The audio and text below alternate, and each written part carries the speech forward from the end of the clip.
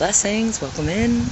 So I wanted to do a little continuation and expansion on my previous video to help others understand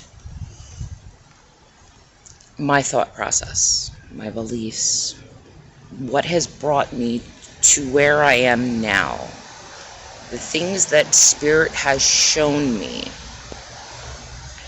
to form my perception of the world. And it's not to sway, it's not to tell anyone like what I believe is the only way. No. I wish to express and share it because it's trusting our internal guidance system. It's trusting our intuition, our inherent knowing, and our source. And it sometimes it takes days, months, years for us to fully grasp the pictures and realize what Spirit is trying to bring into form for us, what our soul is trying to communicate. So, I speak often about the Dark Mother.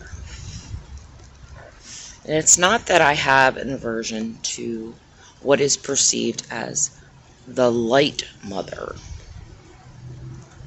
When I speak of the Dark Mother, it is the Wild Woman. It has various names. So, the Witch, the Oracle, the feminine mysteries, okay? And throughout history, we've painted the mother energy in a very particular light that is very submissive, that has no power, that is very underfoot behind the masculine energy. And again, I don't agree with it. Like, yes, I've worked, I've had Mother Mary come through. I've had various what has been considered light energies. Here's the thing. The mother comes through in various forms. Sorry, she's a shapeshifter. Because she's all of creation. She is all encompassing. And you can see it written throughout history, throughout myths and mores, the various forms in which she projects herself. And it's amazing. But it's humans who distort that perception.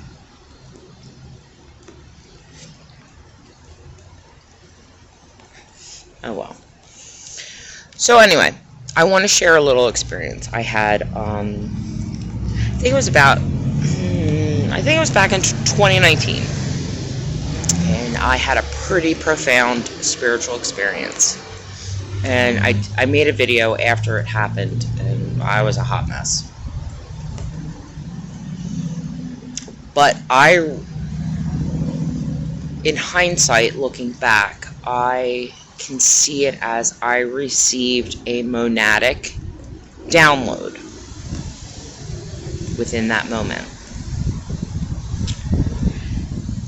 And I had a moment where I could see the flow of energy, the dance of the universe, the infinity, the lemon scout. And I felt into that moment. And next thing you know, I had an energy that was so profound, break me down. Literally. My legs buckled underneath me. I had a force just push me into the ground, and I started sobbing. I started crying, and I was magnetized to the floor in this grieving manner. And I was so overwhelmed with this emotion. But there was such beauty in that pain. So much beauty in the grieving.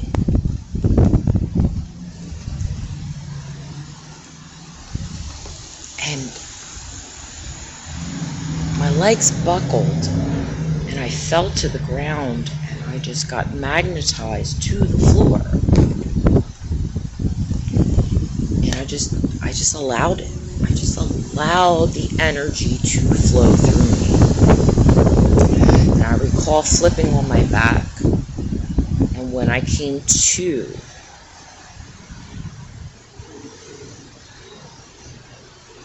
there was a presence that was just so immaculate that stood before me. And within that pain, within that sorrow, within that grief, there was such beauty and love. And I was in ecstatic arrest.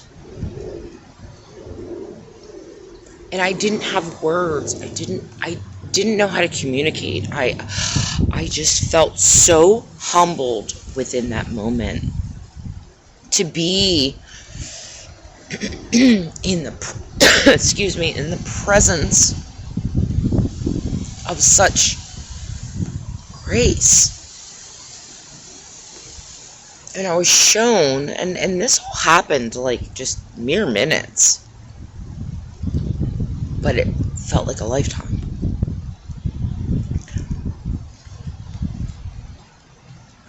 She showed me the birth of a consciousness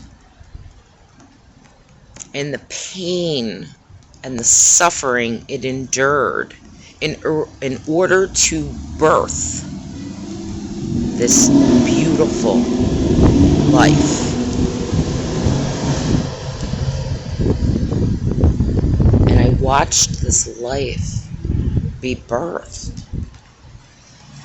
And I could see it breathing and expanding and contraction. Expanding and contracting.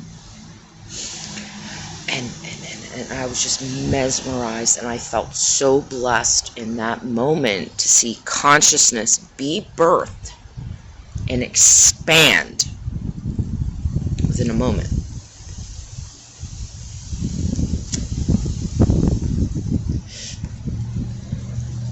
So I tell and I share this experience so that others may understand why I believe and I perceive what I do. And my perception is very different than most people. I was gifted within that moment to see a world be born. I was seated with a vision, and I've carried that vision through true devotion and love. At the time, I had many perceptions, and I was like, this is the new world of Gaia. I knew it was a new world that was being birthed. And my human form needed to be completely broken down. My ego needed to be completely broken down and humbled. And I can see all these various symbols within the experience that make up the whole picture now. But I'll never forget that experience. I was gifted with a transmission, with a seed, a code that I'm still trying to bring forth and verbalize, to share the keys in which that monadic structure holds.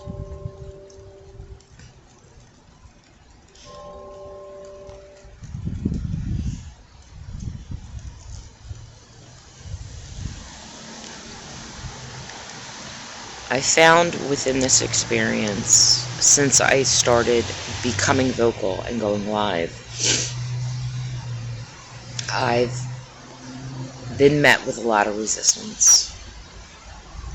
And I've always been shown that I would meet resistance, because these thought forms, these constructs, these conceptualizations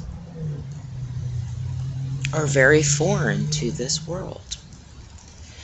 And many lifetimes, many eons have worked very hard to keep these things from manifesting.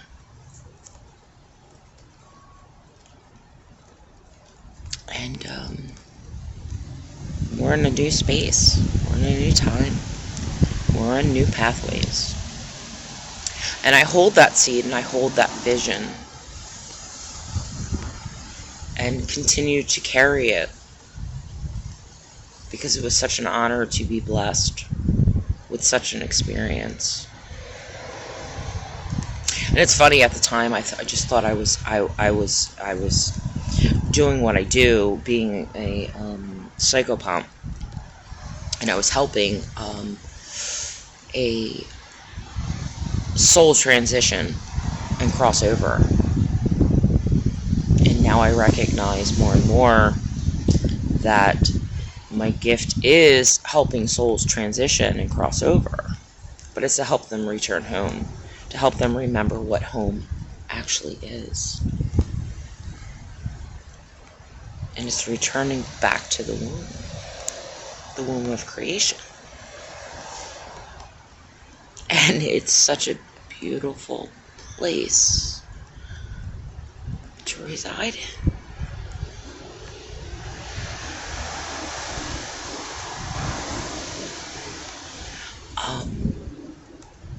It's a great place to go when we're trying to heal.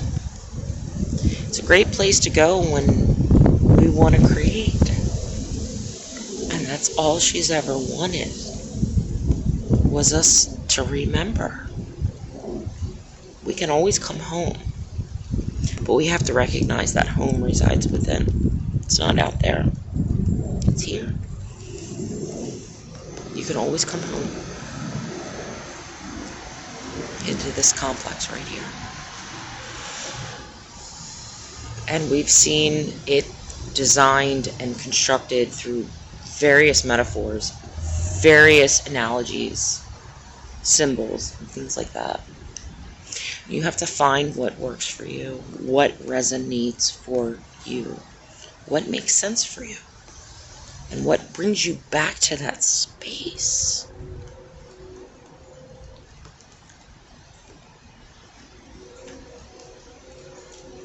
And even in your most trying times, in darkest hours, you can come back home.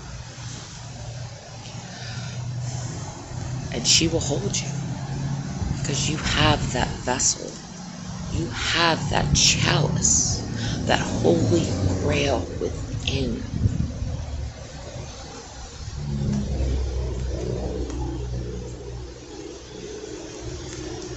And then you learn and understand that's the space that in which I work and I create. It's like taking the core of the cosmos and placing it within yourself. And saying, I don't have to keep reaching to the cosmos anymore, because the cosmos resides within me. And there's you don't have all that crazy seeking, that hunting, that tracking, that moving, that pushing, that yang energy. Because when you sit within the yin, you are the force. You are the storm.